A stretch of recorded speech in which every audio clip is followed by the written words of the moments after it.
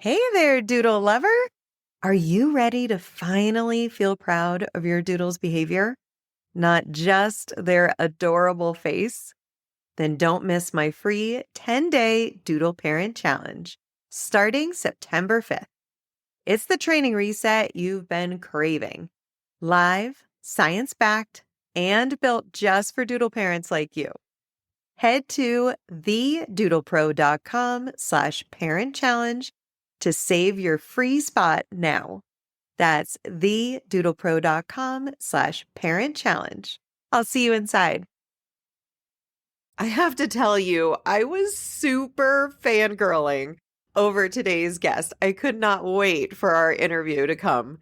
She is one of my training heroes and the expert on separation anxiety training. In today's episode, we're going to discuss what is separation anxiety and what it is not. Did the pandemic create an epidemic of pandemic puppies with separation anxiety? Or did it actually give those dogs a unique advantage? In this episode, we're going to discuss what prevents separation anxiety from starting, what doesn't cause it that you might have heard. Have you ever heard that sleeping in bed with your dog will create it? Bust some myths that are common about what causes separation anxiety and help us understand what your dog is feeling like when they're quietly or loudly expressing distress about being home alone. Doodle breed dogs are easy to love, but can be challenging to parent. I'm Doodle expert Corinne Gearhart, also known as the Doodle Pro, and I'm here to help Doodle parents have a more fulfilling and rewarding experience with their Doodles. No one has professionally worked with as many different Doodle breeds or has more experience with Doodles than I have. And I love to share my expertise in a fun, compassionate, and non-judgmental way. From my years of work and education in the pet care and dog training industry, I have an incredible network of skilled training, grooming, and veterinary professionals to share their knowledge with you and give you the Doodle-specific answers you're looking for. I hope you enjoyed today's episode as I help you parent your Doodle like a pro. Congratulations to this week's winner of Doodle of the Week. Hi, my name is Christy Gomez, and I'm from Chula Vista, California. We have an Aussie Doodle named Bailey. I would say one of the cutest things that we love and everyone loves is her head tilt. It's like her way of communicating with us, trying to figure out what we're saying. She does have a bestie named Sebastian. We do meet at our neighborhood park with a group of people that have other dogs, and she gets to socialize every morning. But Sebastian has a special place in her heart. If we say Sebastian's name at home, you'll either get her doing that head tilt or she'll roam the house looking for him. It's very cute, very adorable. It's been a couple days that she hadn't seen him, so this morning I said his name and she started crying. So she missed her Sebastian, but luckily she was able to play with him this morning. Congratulations. If you think your Doodle deserves to win this award, make sure you go to thedoodlepro.com/doodle of the week and let me know why they are so deserving. I am thrilled to share with you one of my dog training heroes today. I shared with her earlier, I am fangirling over here. I am so excited to introduce Malena DeMartini, and she is the author of both Bibles of separation anxiety. Her most recent release, Separation Anxiety in Dogs, the Next Generation of Treatment Protocols and Practices, is amazing. If you're watching on video, you can see like all my highlights and notes and tabs. Just, it is the best. So if your dog has been experiencing separation anxiety, the book really explains how it's not your fault and what works and what doesn't. And then if you're a trainer, it really gets down into what good plans are. Stay tuned to the end for an exclusive discount from Malena on her program where you can work independently at home on your dog's separation anxiety. Let's dive in. This is a fantastic interview.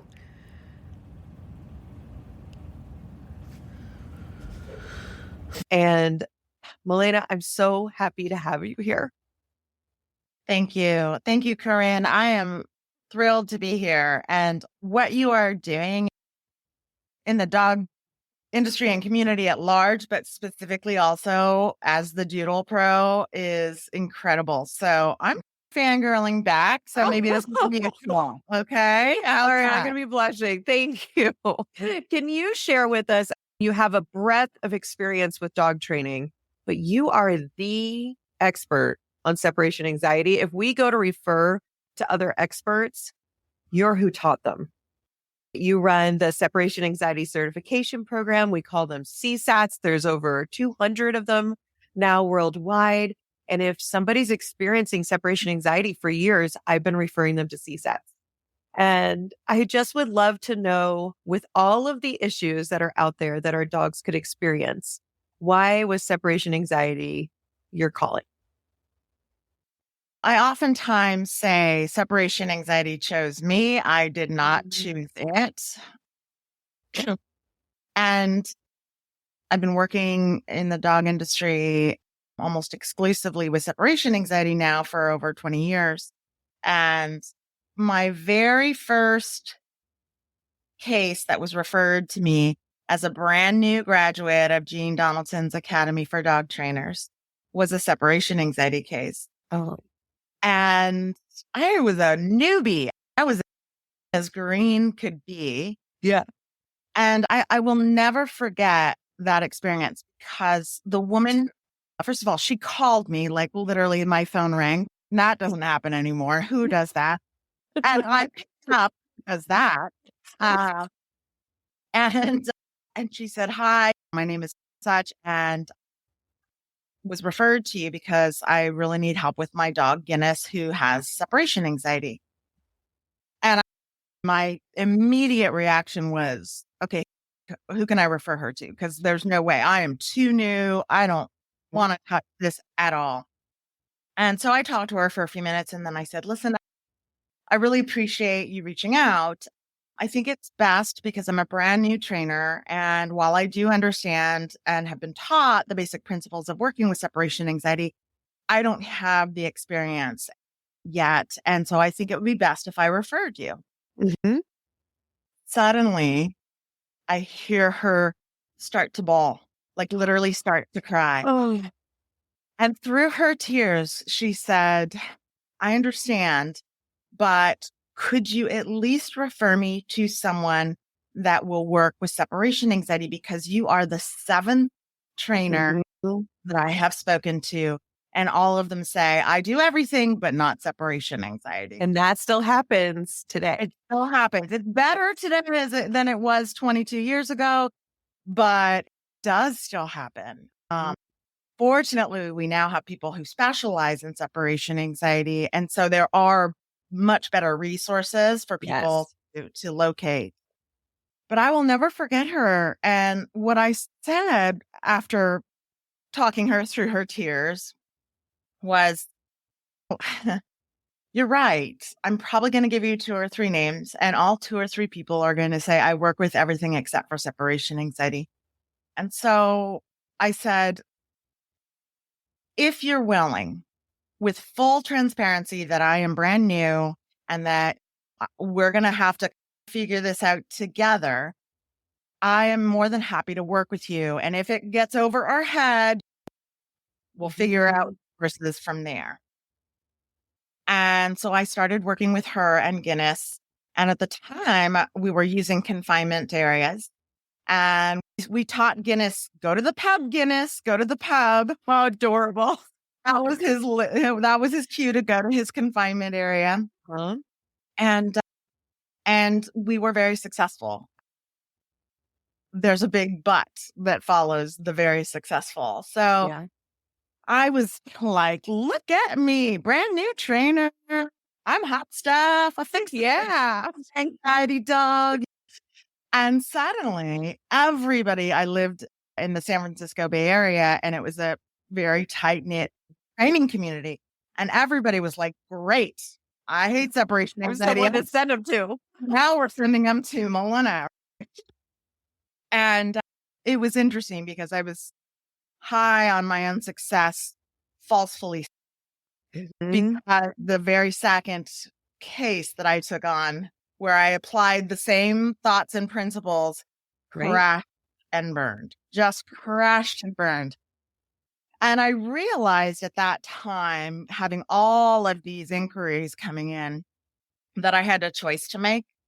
Mhm. And I had to choose either to say, you know what, I actually really don't know what I'm doing. That first case was a fluke. Yes. Or I had to really educate myself and really learn how best to help the dogs that were suffering with this condition. Right. And that's the choice I made. And it's the reason I say separation anxiety chose me, because I would never have pursued this specialty or just out of my own thought process. It took me 10 years. And in those 10 years, hundreds and hundreds of dogs that I worked with, and all of them, every time I said in full transparency, I'm not exactly sure what will work, but we're going to Yes. figure out what works for your dog. And there may be trial and error, but we can do this. And that took 10 years of basically research on people's dogs, Right. consensual research, and it was finally after about 10 years of working with exclusively separation anxiety that I said, I think I get this. I think I get what really is helpful and what really is not helpful. And things just grew from there. I published my first book and started moving forward and doing many other things, including starting the separation anxiety certification program.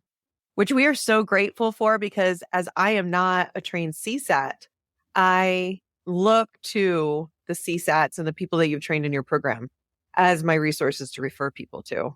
And for those not in the dog training world, it is one of the cases, one of the categories that people say, I work with everything, but not that, because it's just a different approach. And it's so distressing, the dogs that are in this severe panic, that is just so different. And what I really love about your work, even in the second book, you base it on the data. There's not some woo-woo whisperer thing. You say in this book, we've learned since our next book, now that we have the ability to have these easy cameras that we can stream to our phones, our trainers can stream to their homes while the family members set it up. We have data that we didn't have before. All of your 200 plus trainers, they compile the data and you're able to learn from that. So the science geek in me just loves that this is based in research and facts. So we don't have to each dog guess, where should we go with this? But there's some real methodology to it. Yeah. And I'm a geek for the data and I'm a geek for the science. And I feel really strongly that there is so much, not just the experience that I had over the course of 10 years. And while that's very much worth something, and then the following 10 years of additional experience, but also we have literal peer reviewed research Yes. that is in very much in support of the way that we work with dogs that have separation related behavior problems.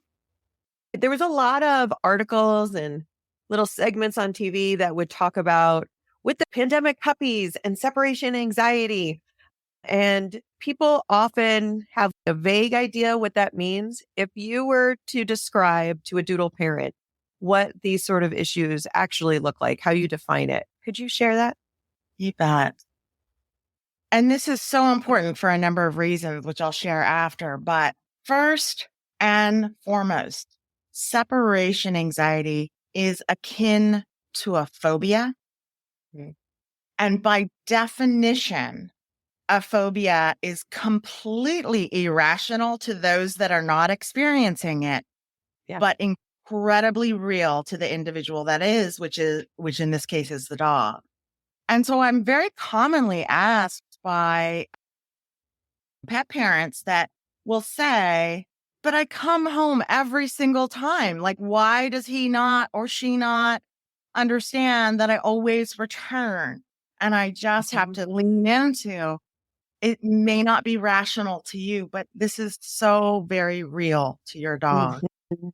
And one of the reasons that I think it's so important that we understand the incredible distress, fear, and anxiety that the dogs are experiencing is that as a dog guardian, it's very easy to say, I'm really annoyed because my dog chewed up my carpet. I'm so angry because the neighbors keep leaving notes on my door.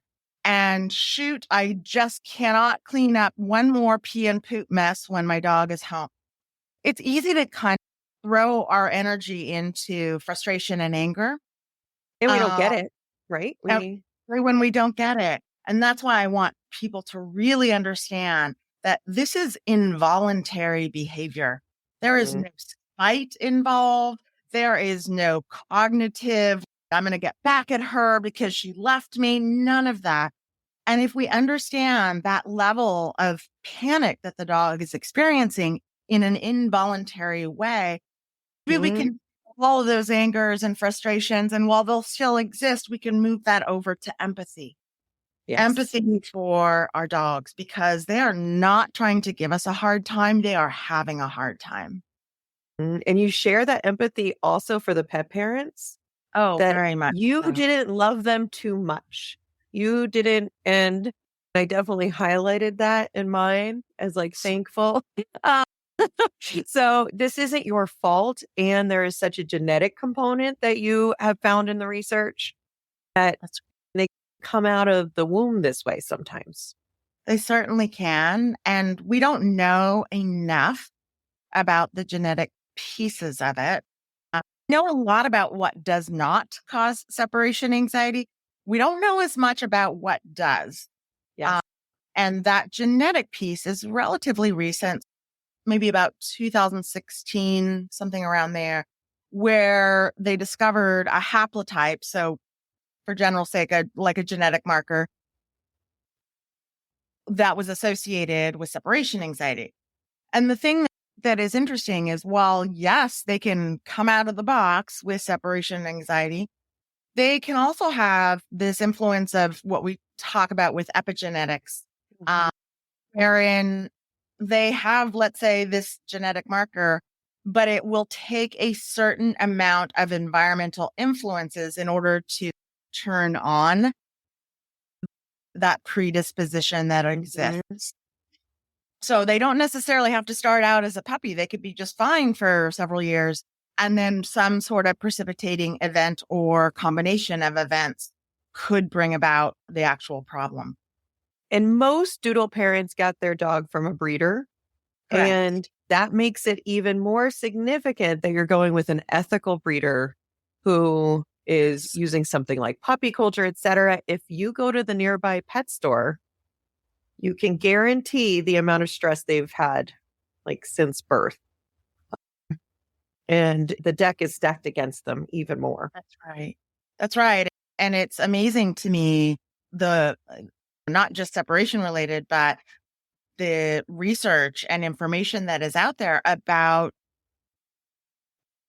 pups that experience fear and anxiety while in the womb and how that impacts them going forward.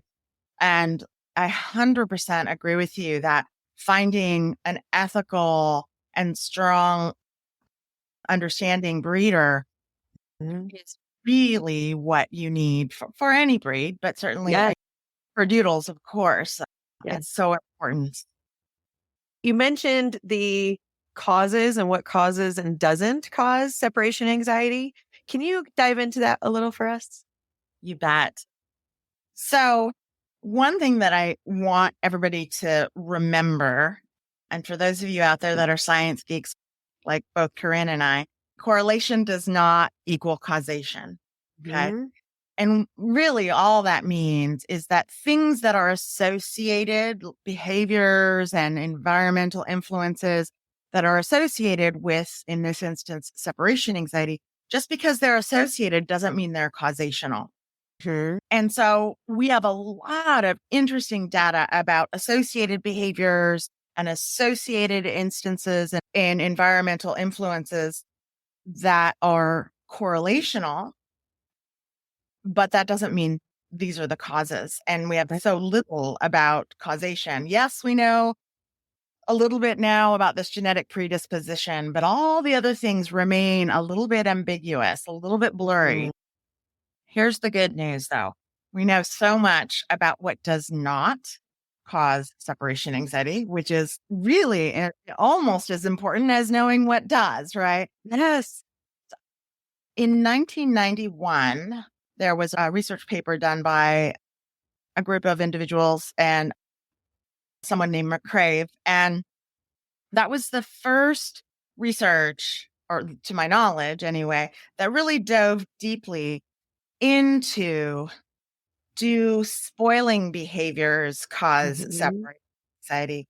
Things like sleeping in the bed with you, letting the dog snuggle on the couch with you, taking the dog on errands with you, giving them lots of treats and all of these, what they umbrellaed under spoiling behaviors. They really researched even bizarre nuanced things like having birthday parties for your dog. It's so funny what researchers come up with, right? And they found that none of those were causational for separation anxiety. And what is so important about that research, not only has it been replicated time and time again, which is incredibly important for scientific research, it's also so important because how often is your average guardian told you're spoiling your dog and therefore his or her separation anxiety is all your fault, and you just need to stop babying, you need to stop coddling, you need to stop spoiling. And that could be no further from the truth. People really need to understand that because it's so important. Our dogs need secure attachment. They need us to be able to support all of their not only physical needs, but physiological and enrichment and fun and affection and all of this. And that's what creates a secure attachment and not the other way around. I just recently did a presentation for the Association of Pet Dog Trainers. And it's funny because you mentioned the pandemic, and it was about, is this the epidemic in the pandemic? And why and for that spoiler alert, why is it actually not? And one of the things I talked about was attachment theory. Oftentimes we are told that the dog is hyper attached to the guardian. And that as if we've damaged them. As if we've damaged them somehow. Right. And if you take that even one step further, if we're saying the problem, the reason this dog has separation anxiety is that he or she is hyper attached, well, go to take that down the road a ways and you say, well, then I have to break the bond between me and my dog in order to not have this hyper attachment. And that is absolutely not true. As a matter of fact, we have pretty solid research that shows that removing attention, affection, and in all the other physiological and psychological supportive needs actually leads to problematic behavior, including potentially separation anxiety. I think that should come as such a relief to loving pet parents that all the things you listed that we're told is your fault, that's how you caused it, are reasons why we got a dog. That's like right. To have that relationship and that bond, and that we didn't do something bad by creating that attachment. These are things I hear from my clients all the time that they've been told by a trainer that doesn't specialize in this. Again, this is a unique specialty. This is your fault because they slept on your bed. That causes it. This is your fault because you let them follow you around the house. It really models some older school thinking about children, which I always see dog training follow just behind. Correct. Don't pick them up if they cry versus creating that attachment so they feel secure. And you talk about that a little bit in the book about puppies coming home. And there's a difference between noise from a puppy versus panic. And right. people can say, let the puppy bark it out. And honestly, that is one thing that is just so important to me because it's still pervasive that people talk about cry it out. You're right. Both attachment theory and cry it out are both based in the literature, the old literature for child Right? hearing. And they somehow were just slapped across over to the dog world haphazardly, and they really Uh-huh. don't apply. And honestly, they don't really apply to children either. That was a long ago way of thinking. Yes. So it is so elemental that people understand bringing your puppy home. Yes, it's a puppy. And therefore, you're going to hear a little whine here and there. That is evolutionarily appropriate behavior. However, it is not appropriate to let a puppy or an adult dog for that matter, but particularly a puppy, let them sit in their panic for minutes or hours Right. under the guise of training that we're letting them try it out and learn how to not be distressed. That is quite frankly the opposite. We're actually letting them rehearse their Mhm. anxiety over and over and thereby solidifying that fear. Oh, I thought it was bad before, but now it's been an hour. I think it's even worse now. Uh, so we You have just to. proved to them that our absence is scarier. That's right. That's Yeah. right. You mentioned that presentation you did and the spoiler alert. So we have tons and tons of listeners who have quote unquote pandemic puppies. And that definition has definitely spread and included more and more dogs, where it almost is, yes, some came home during isolation time, but many we just work from home now and are working remotely. That's right. So what do you see as correlation, causation, or not with separation anxiety? Sit and stay right there. We'll be back right after this quick break. Hey, quick break, because I've got something just for you. If life with your doodle feels more chaotic than calm, you're not alone. But you don't have to do it alone either. I created the Doodle Parent Challenge to help you go from frustrated and confused to confident and connected in just 10 days. No force, no fear. Just science-based tools that actually work for doodles. It's free. It starts September 5th, and I'll be there guiding you live.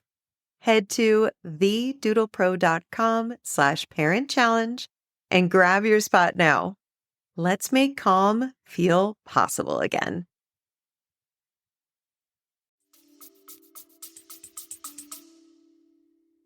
It is interesting because since the pandemic, we have seen a fairly large increase in inquiries about separation by dogs.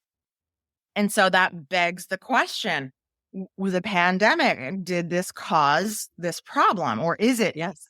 currently still causing this problem? And the question further is, if we're not leaving our dogs alone, are they therefore never going to learn that alone time is something that they have to experience? And I have really good news about this. And there's a number of aspects that I do feel has contributed to the increase in separation anxiety that we've seen. So here's the really good news. We have something that we literally call our secret sauce for separation anxiety. And that is stopping leaving our dog alone for longer than they can handle. So that is a component of management. And we often refer to it as suspending absences. And what that does is immediately allows for us to implement behavior modification without exposing and rehearsing in that dog those fears and anxieties. The immediate result of that is that we can start to teach the dog that alone time is safe because we're not leaving them alone for longer than they can handle. So when we're all worried about, oh, we haven't left our dogs for a year or more during this pandemic, guess what? We can actually look at that and realize we've set our dogs up for tremendous success. The interesting thing about that, I will say there is some literature, some recent research that was published in 2020 that did show that people that were in lockdown, not leaving their dog, and then returned to life at large outside the home, they did show a 10% increase in the presence of separation anxiety. However, they had a really big, here's the limitation of our study. And the limitation of their study was that they did not differentiate between those individuals that didn't leave their dog for 6 months and then on Monday went to work for 8 hours. Which is not what you instruct for. Not what I would want anyone to do. So they didn't differentiate between that group of people and those others that didn't leave their dog for 6 months and then gradually started to train them about alone time being safe. And so we don't have a division there. And I suspect that a lot of that 10%, it was like 9.89%, were the people that just didn't do any alone time for 6 months or more and returned to extremely robust absences and of longer durations. And what's interesting about that is that I suspect, and we've already seen this as a result of the pandemic, and I would say the pandemic is exactly over. So we're going to continue to see much of this. I think we have two, for lack of a better term, two buckets of alone time that as a result of not leaving our dogs alone for an appreciable amount of time. And one will indeed be separation anxiety for not the reason of not leaving them alone, but we know that minimally 17 to 22% of dogs will suffer from separation anxiety in their lifetime. So that means that we should see 17 to 22% of pandemic dogs that have this issue. The other bucket is really just lack of experience and exposure to alone time. If that puppy or that adult dog has been in the home for 6 months or more and has never been left alone, there's no knowledge of what alone time is about. And I do feel, I mean, we're going to talk about this a little later, but I do feel that it is important to teach dogs about alone time. And it's important to help them acclimate to alone time if we haven't left them for a long duration, if over months or more. And here's the good news about that. It doesn't actually matter because we won't know. It doesn't actually matter whether your dog falls into the separation anxiety bucket or the action bucket. What does matter is that we start to implement appropriate training. And for those dogs who just need acclimation, great. 2, 3, 4 weeks down the line, they're fine with alone time. Yes. For those dogs that actually do suffer with separation anxiety, 2, 3, 4 weeks down the line, we're like, okay, they're still struggling. We need to be really careful with our training. But that gives us 2, 3, 4 weeks to hit start. We already got started, right? Yes. So that means if your supervisor we're going to be moving to some more days into the office, they usually give some notice so people can arrange their childcare, et cetera. And that gives you notice to start incrementally adding some more alone time in a gentle, purposeful way for your dog. Very much. And I love that you say gentle and purposeful. It is a very intentional process. When we go on the internet, oftentimes the recommendation is leave your dog in small and increasing increments. And small on the internet tends to be like 10 to 20 minutes kind of thing. But I don't recommend that we start there with most dogs. We need to teach them that when I step out the door, nothing bad happens. And look at that. I'm back in a few seconds or a minute or so. And then intentionally with purpose, build upon that based on the pace that the dog is setting, not the pace that you think the dog should be living up to. And I actually see much more significant absences suggested of an hour for every month they are plus one or something, where it's just where it's just talking about bladder capacity and even ambitious in that direction. So when you're hearing Malena say 10 to 15 minutes when you're starting is too long, really take that to heart. And you can have more empathy with your dog as to why when you went to go to that soccer game, you came home and they were really distressed. And we have to remember, we only get one first impression. One.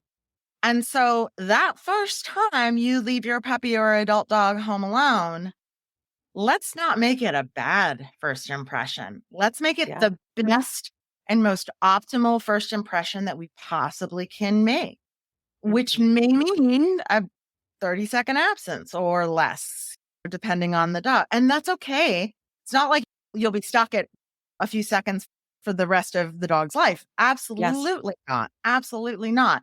But let's make sure that the association between alone time is a safe one. So we're associating safety with alone time. And I think that's just so important because our time clock is not, we want to think in biological time clocks as opposed to our 5G world that we live in. Yes. And how long it takes to go out for dinner and a movie. Exactly. Yes, they don't correlate the same. No, they don't. I am a fan of gentle crate training, especially with Doodles, as they need to go to the groomer about once a month. And groomers utilize crates to keep them safely separated when they're rotating them on and off the table. Or if your dog gets injured or sick, they need to be able to feel comfortable in a crate at the vet's. That's not the time to pile on. They're in distress and not feeling well. And now they're having that containment. Yes. But that said, there's a lot of lore that you need to do crate training to prevent separation anxiety, or that it is an essential part of the treatment plan for separation anxiety. And you address that a bit in the book. Can you share more? Absolutely.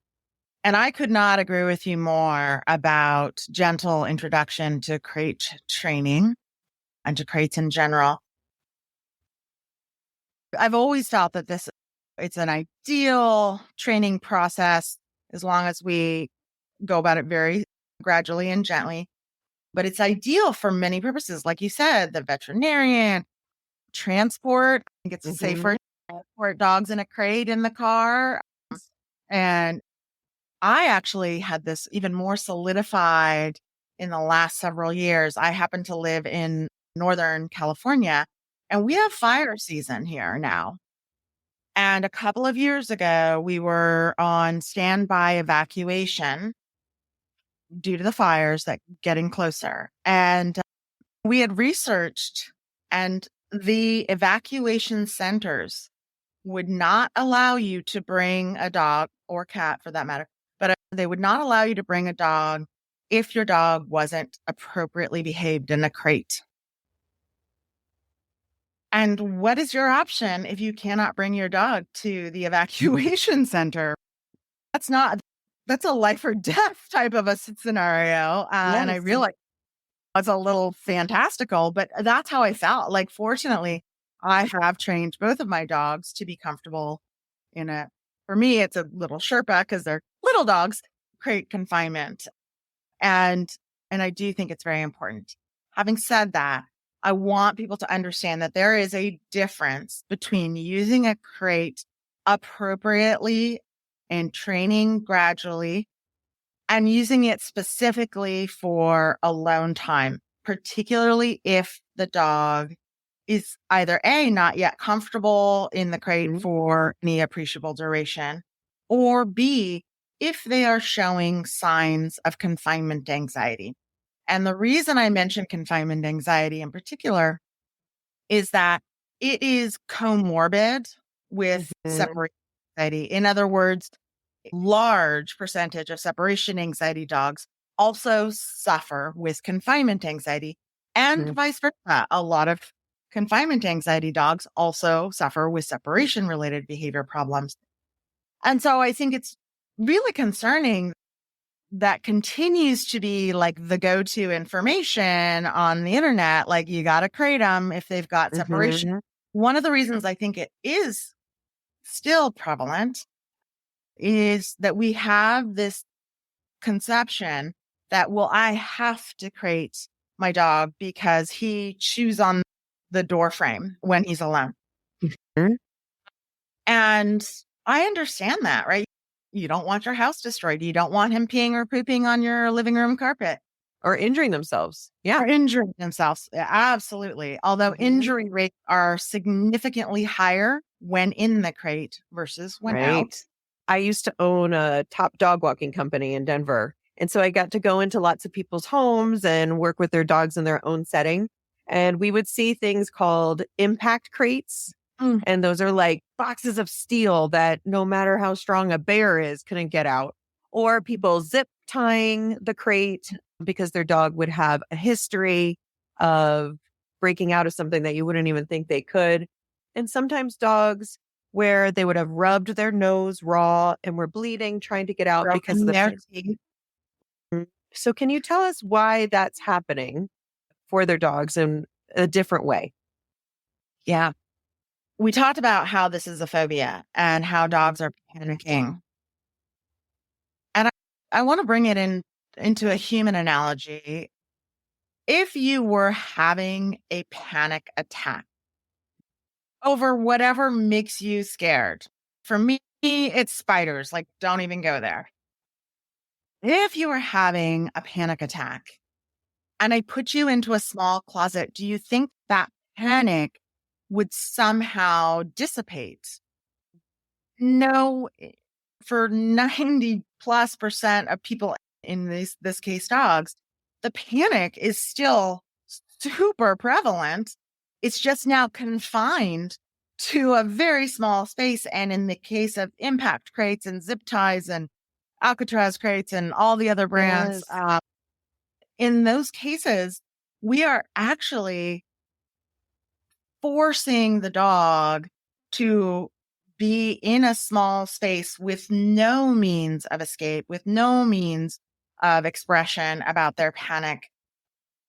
And it can very much psychologically damage dogs. And in the case of zip ties and metal crates and stuff, the amount of injuries that we see that are frightening, not just, well, I agree, it's terrible when we see the scraped up nose, but imagine if you are, over these years, I have seen more than one incidence of death in a crate due to trying to escape over panic. And I'm not trying to be alarmist. I'm just saying it can be very serious. And I have seen lacerated eyeballs and broken teeth and broken nails, and all in an attempt for dogs to escape their crate. And imagine if you are already panicked and then you broke a tooth, which is incredibly painful. Would you now not be even more upset about alone time? So I think we just have to remember that let's look at the dog in front of us. Yes. Let's understand that his or her behavior is involuntary. And how can we fix it in a way that is best for the animal that will also, of course, support our needs and our concerns? Do I want the dog destroying stuff? No. Is that one of the reasons why we lean into this temporary suspension of absences? You betcha. Do I want the dog stressed and causing landlord complaints? No. Yet another reason that we lean into the suspension of absences. Crates will not fix it, period. Are there dogs that love their crates and sleep in their crates, but then panic during the day when left alone? Absolutely. Many dogs still love their crates, but cannot be confined during alone time. So we really have to work with the dog in front of us to support their welfare. And I see confinement anxiety sometimes being built up when being used with separation anxiety, or even the dog isn't showing like clinical separation anxiety, but I only crate my dog when I'm leaving. So you've added this departure cue of when I confine you, I'm absent. And right? Yeah. And that's unfortunately very common. And what we start to see is dogs that are refusing to go into the crate. And then, unfortunately, the typical reaction to refusal to go in the crate is I'm going to pick you up and manhandle you and put you in the crate. And that's adding to the level of distress. And it escalates. And it is a real welfare issue. And we have to do better as trainers as well as pet guardians, because these little furry beings have all of, they are sentient. They have all of the emotion and concern and joy and everything. They're woven of a beautiful fabric that we absolutely have to care for. I completely agree. Right. Something to remember. But let's go back to the secret sauce. If I am not going to leave my dog alone for longer than he can handle, then my dog has a piece of this bargain as well. The dog will not destroy, not vocalize, not urinate, not defecate, and so on and so forth, because they're not experiencing anxiety. And those behaviors are involuntary based on the distress that they are experiencing. But if we are managing the dog's absences so that they're not going into a state of panic, we don't have to worry about that destruction and all of the other behaviors that we think that we need a crate for. You have a discount for our listeners if they want to enjoy your program Mission Possible. Can you share that for us? Yes. And I think it's easy to remember. It is Doodle 22, as in the year, Doodle 22. And that'll be available for you. It gives you a little over 50% off of our program. It's already really affordable, but it makes it extremely affordable. And remember, there's lifetime access. It's not a recurring fee. You can still ask questions and comments if you're struggling a month or two into it. In our next episode, Malena is going to bust some common myths on what works or what doesn't for treating separation anxiety. She's going to talk to you about the strategies that do work and what you can expect. By the way, sneak peek, separation anxiety is fixable. Thanks for joining me on this episode of the Doodle Pro Podcast. If you enjoyed the show, don't forget to rate and review us wherever you get your podcasts. And I invite you to follow me on Instagram at @TheDoodlePro for behind-the-scenes peeks at all of the adorable doodles I work with daily.